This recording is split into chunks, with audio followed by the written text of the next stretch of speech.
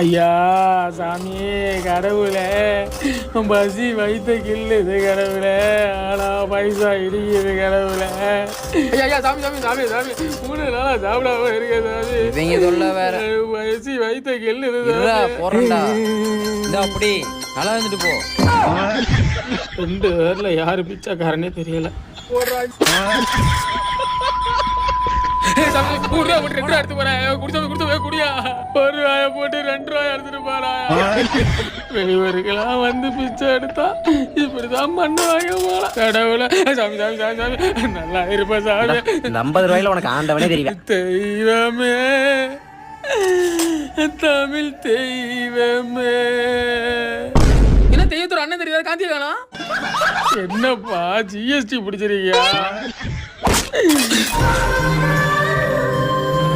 உன்னை இங்க வந்து பிச்சை எடுக்க கூடாது எத்தனை டைம் சொல்லிருக்கேன். பிச்சைக்கார பையல